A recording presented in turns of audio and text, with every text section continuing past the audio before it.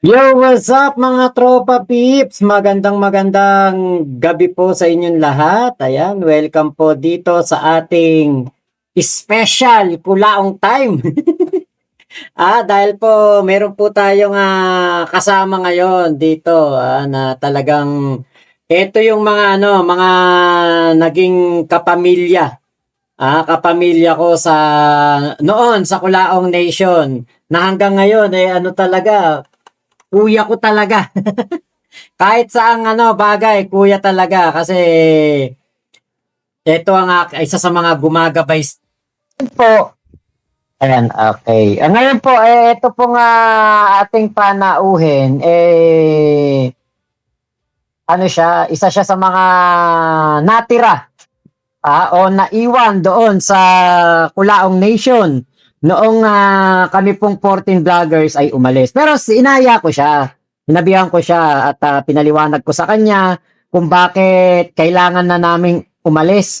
Dahil nga sabi nga niya ay maiiwan muna siya doon at meron pa siyang mga kailangang kumbaga patunayan sa sarili niya dahil nga po kumbaga yung na-experience namin o kumbaga yung naging dahilan namin hindi pa sapat sa kanya nung time na yon. Kaya nagpaiwan siya at good naman na nagpaiwan siya. Nako ang dami niya na-discover at siya na mismo ang nakakita ng talagang mga kabulastugan doon po sa Kulaong Nation.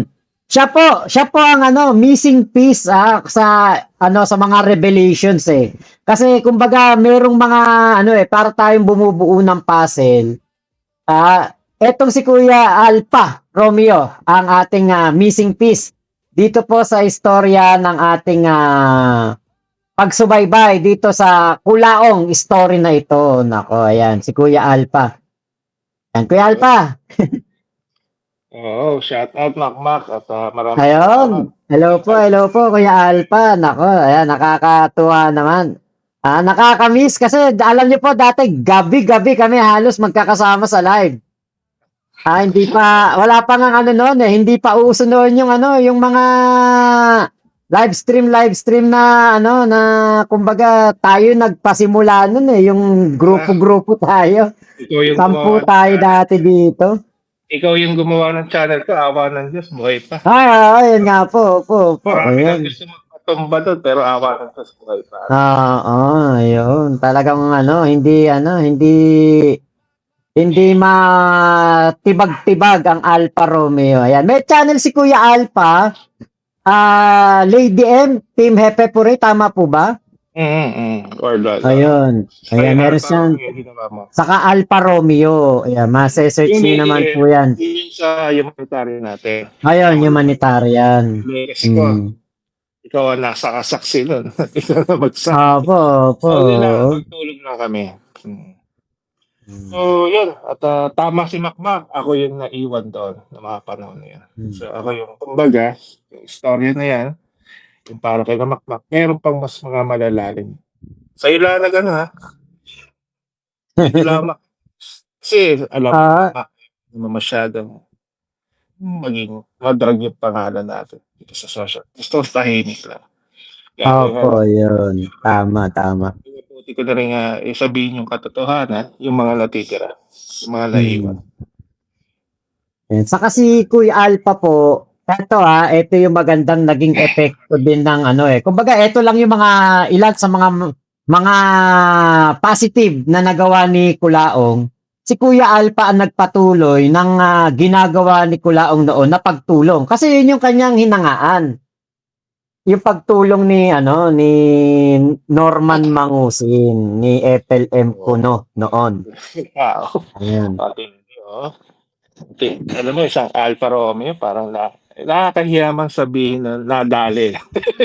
Kahit naman sino sa atin lahat Lahat, di ba? Opo. Ngayon pa man, awa ng Diyos, mabait pa. Marunong pa rin ang Diyos. Sa tuwing tayo tayo. Opo, yun lang talaga yung naging yung pagkakaibigan ng noon na mga sumusuporta kay Norman tapos ngayon yung pagtulong. Si Kuya Alpha po magpasa hanggang ngayon tumutulong to pero hindi po ito nang hihingi ng palipad o nang hihingi ng pantulong. Siya mismo ang meron pong ginagawang pagtulong na sarili niya galing sa mismong kanyang sariling bulsa. Ayan. Medyo mahina po audio. Mahina po ba? Nasa mo, may kaya mahina. Sige, teka po. Mahina pala tong natin. Maganda usapan to, guys. Magkakaroon kayo ng konting kaalaman. Mahina. Okay, input. Ayun, oo, mahina nga dito. Ayan. Malakas na po ba ako dyan sa inyo, Kuya Alpha? Ganun pa rin eh. Laksa mo pa. Ganun pa rin. Medyo okay naman sa akin. Ewan ko dun sa baba. Kay Kuya Alpha ang mahina. Yun daw, malakas yung sa'yo, Boss Mac. Yung sa inyo daw po, Kuya Alpha, medyo mahina. Ay, sa audio ko siguro pa. Wala yung mo dyan, Kuya Alpha, yung may aircon mo na mic. Yan, okay na ba yan? Guys. Yan, okay na? Malakas na. Kaya, naririnig ko naman po na maayos yung audio po ninyo. Yan, okay sa baba. Okay na dyan sa baba. Ito, lalakasan ko. Ayan, nilakasan ko na po. Okay na. Ayan, opo, medyo lumakas na po. Ayan, okay na. Yan. Basta makaintindihan nyo, okay na. Eto, lakasan ko din yung akin. Parang parang sabog na yung akin. Sumobra naman yung lakas. Ayan. Balik na lang. Mahina po kay Sir Alpha, pero okay na po ba ngayon? Inano ko na po Okay. nilakasan ko na po Ayan, nagtuto na siya Okay na. Ayan, opo. Medyo mahina lang, pero naririnig naman po. Okay, yan. Ayun. iPad yung gamit ko ngayon, Mac eh. Ayan. Wala yung mic kong malakas eh. Opo. Kuya Alpha, kasi syempre kumbaga yung iba nating mga kaibigan dito, sila po ay mga kahombre o sila yung mga supporter ni Makagago. Ngayon, Kuya Alpha, para lang sila, magkaroon lang ng konting background. Paano ka ba nagsimula as supporter ni Francis Leo Marcos? Okay, ganito yan. Isa, pandemic. Isa natin sa pandemic. Back ulit tayo sa pandemic. May Facebook ako eh. Nakita ko siya sa Facebook. Okay? Opo. Kasi yung panahon ng pandemic din, talagang itong Italia pinaka-worst, di ba? Panahon na yan. Pangalawa. Tama po. Okay. So, noong mga panahon na yan, wala na, dito lang kami sa bahay, wala naman kami makalabas kasi dito kumalat na rin yung virus. Opo. So, yun, nakikita ko siya sa Facebook. Ito ang lupit Bisa, syempre, ang lupit na itong tao na to So, tinis ko magbakas pa rin siya overseas. Kikita ko yung kanyang mga ginagawa, ginaka-live tunay na bumibili talaga. Diba? Kahit hindi Opo. natin yung price ng bigas niya kung papaano. So, may patunay. Number one, tayo kaya. Then, nung pumutok na yun, kasi parang lang yata yun eh. Sige, subukan ko nga muna. Parang nag-try lang siya ng tayo na yun eh. Pumatok. Ngayon, lumabas sa EDSA, pagkain naman bitbit. Yung dala niya, expedition, di ba? Tama po. Tapos noon, ng bigas na, inaral na sa white place. Sa may condo, ano pangalan nun? Ano ba pangalan nito? Yung yan eh. Kay Bernard Chong yun eh. Yung subdivision na yan, matindi yan, Brad. Sa Green Meadows. Pasok ako dyan, nakabataan pa nun. Sa subdivision pa ako nun eh. Opo. Ayan, medyo mahigpit yan. Kasi doon pa lang sa life, kasi step by step eh. Nakuha niya sa step by step eh. Alam mo yung chemistry niya sa utak niya eh, talagang nag-function. Panahon na yung pandemic, nahirapan ng tao, sabay may lumabas na Batman. Di ba? Batman ang tawag dun.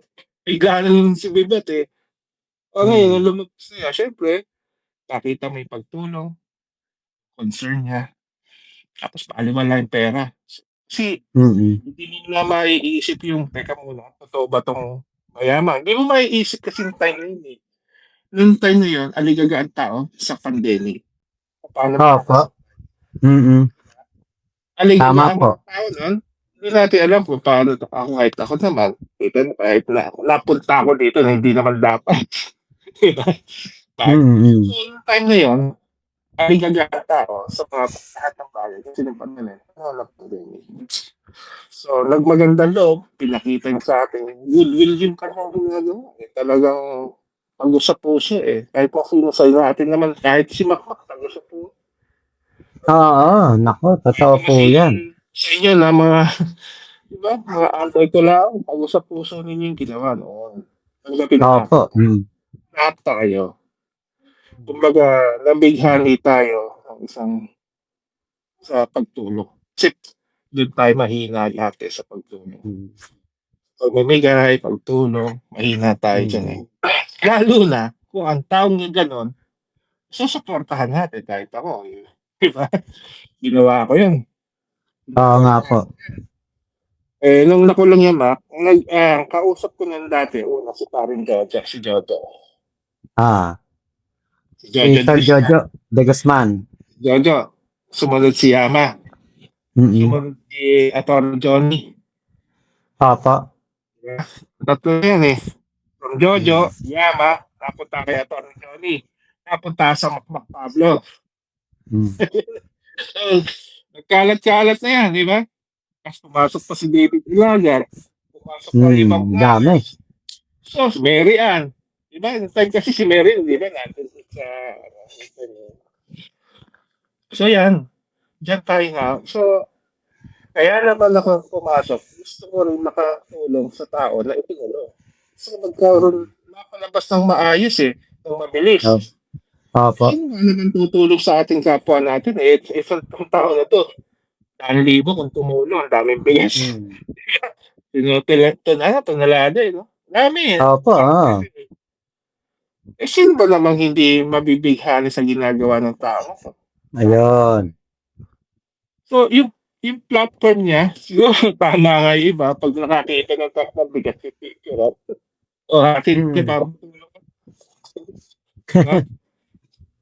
Tama po. Doon kami nabrali ni Makmak Pablo noon. Yun lang naman talaga hinangaan ng tao eh. Yung pagtulong niya noon. Ang pagpasok ko dito is para makatulong sa kapwa ko. Yung kay Kulao. Sa totoong letra. So, sa tulong. So, lahat ng bagay, yung marami kaming ginawa para mapalabas namin yung we try our best, lahat, lawyers, si Espejo, di ba? Opo. Si Johnny. Di, ang head, si Chue. Si Chua po yung head, yung pinaka-leader. Leader eh. Team head yan, si Chua, Atty. Espejo, wala pa si Johnny, chief pero pa si Atty. Johnny in time. Di ba, nasasapawan pa nga siya nito, buti pa. Di ba? So, at pa si yan. So, ito. Yan yung laro ng panahon na yan. At alam yan. Ako naman, nung nakulong yan, inisasap si Boss Yami, si Boss. Sabi na, kailangan ng ganito. Diba? Nakita ko, 400,000. Hindi naman on time na hindi naman na pwede magpadala ng 400,000 eh. Siguro, hindi na tama. 50 muna. Kinuha yata na lang. Basta may kinuha na sila. Hindi ko alam po sa akin. Ando kasama niya si Ato ng John in time niya. So, yan. Yun, bilan niyo si Boss na nakama, bilan niyo ng itutulong. Holding bed. Holding bed. Yung magagmais na yan. Sila, boss yan eh. 50,000. Sumunod naman, sige, ganito. Sabi nga, di ba kulang pa nga. Totoo, marami ako, Hindi naman marami, may naibigay naman ako. Mm. Siguro, basta naibigay, ayoko na ipagmalaki yung naibigay ko. Bahala na yung taas. Kasi hindi ko naman, naibigay ko na yan. Malaki talaga. Malaki nga po. Ang tatanda ko pa nga nun nung nalipat na si Kulaong sa BJMP, nung binyahin na siya. Ang naalala ko nun, nagbigay po kayo 2 lechon Isa lang yung nakapasok. Oo, dalawa yan. Ano pala sila, Hmm. JC? Hmm. Actually, hindi, bago pa ilipat yan, Hmm. andun na yung bumaha ng pera. Kasi syempre, Yun. ang pangusap ng isa, iba pa sa akin. Iba pa Opo. sa mamis. Iba pa Hmm. Hindi, yung time na yun, hindi lang, million talaga. Pero kay Napakaraming pera nun. marami. Sa akin na, magkano na Hmm. Ako Paano Opo. mamis? Yun nga po. Paano yung i-donate? Tama. Kasi hindi naman pwedeng i-publish. Hindi nga nila pinapublish yung bibigay ng tao. Diba? Lahat yan Hindi ipapublish. Nasiraan yan. Saka nasa loob siya ng kulungan noon Hindi, kumbaga, paano niya natatanggap yung pera? Di ba? Malaking question. Yung pala. Di ba, nakapagbigay, hindi rin nabanggit yan. Di ba? Wala pa yung mga yan. So, marami. Yung sinasabi niya, King, wala sa kalinsingan niya. Ganun lang yan. Hindi niyo pa Tama alam. po. Ganyan lang yan. Bakit ko alam? Nasa loob ako Baka usap ko din siya to. Kaya nga. Yung 8 million, yung po kay Kuya Dakings kasi, 8 million ang kanyang yung nakwenta niya. Hindi pa kami umaalis nun. Siguro, mahigit kumulo, malaki mo. Hindi na. Sobra.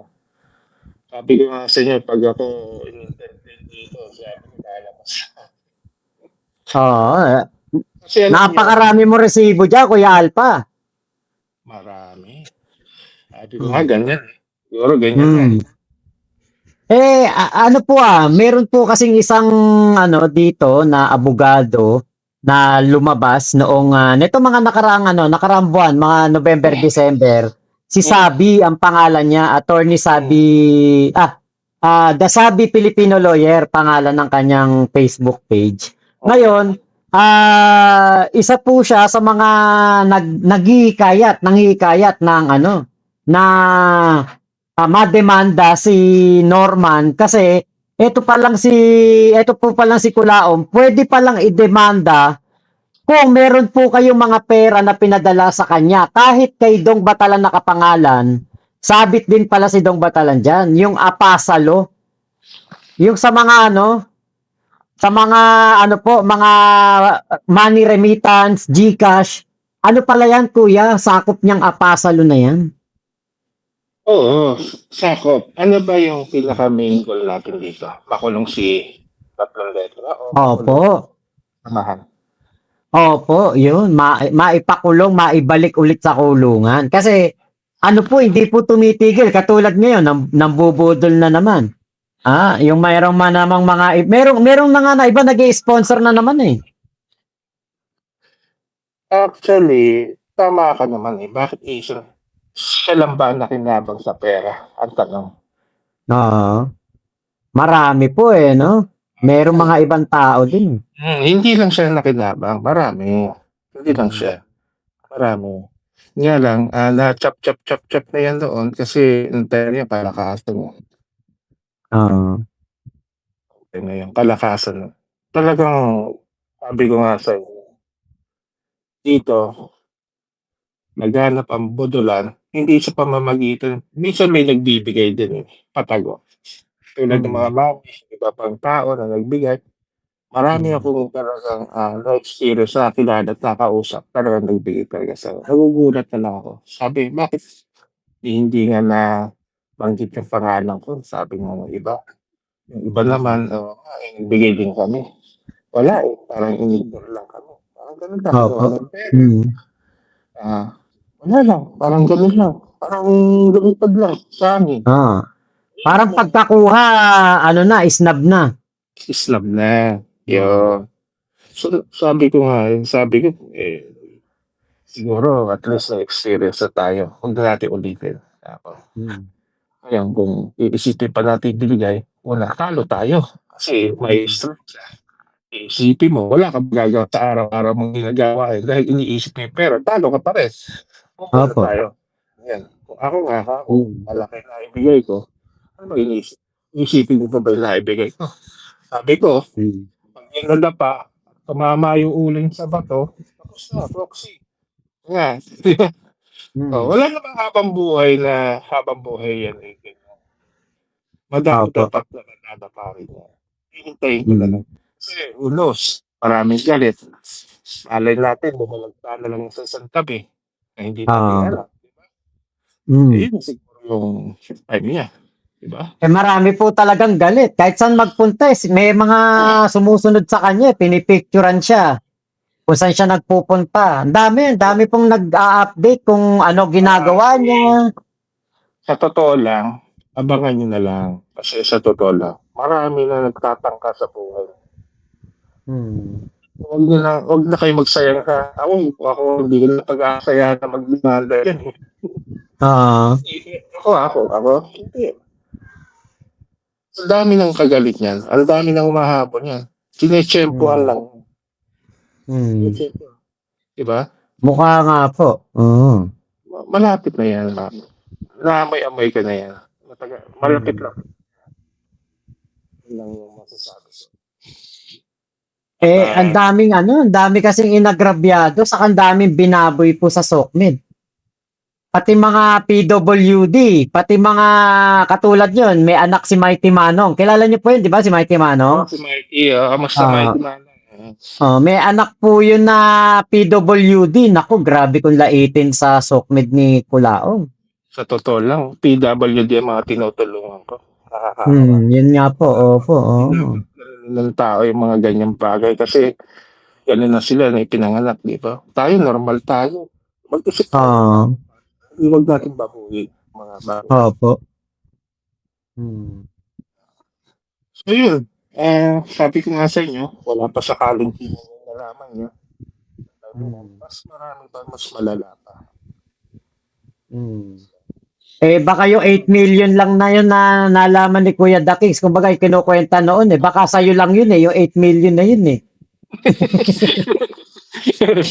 Nabanggit nga ni The King yung pangalan ko dun Ito yan ang story niya. Ikukumpletuhin ko na para at least Nung time na tumulong sa Alabang, nagbigay ako ng 20 sacks na dyan yung 50 kilos. Papa. Yan. Nakita naman ni Daking yun, siguro. Pinagdala ko doon. Ang kumuha niya, si Dong Matalang. May isaksyon na itutulong sa Alabang, yung nasunungan. So, bukod doon, nagbigay ako ng 20,000 para doon sa tulong. Ba't sa akin ng bigas? Nagbigay ako ng 20,000, pinagpo si Dong Matalang, pinatagpo ko doon sa tao ko, pinabigay ko. Papa. Hindi ko alam kung saan na napunta. Pero ano yun umuulan kasi ng pera nung kuya. Ngayon, ang mga bukod sa binibigay kay Culaong, yung mga nakapaligid. Ganyan yung ginawa ko. Yung iba, ganun din ang ginagawa nila. Doon, na hindi natin alam. Tugma lang kami nung nag-usap-usap na kami ng mga mamis na natira sa akin ngayon. Yun nga po. Oo. Diba? Yan yung mga bagay niya na hindi niya pa alam. Hindi lang 8 million. Wala yan, panis yan.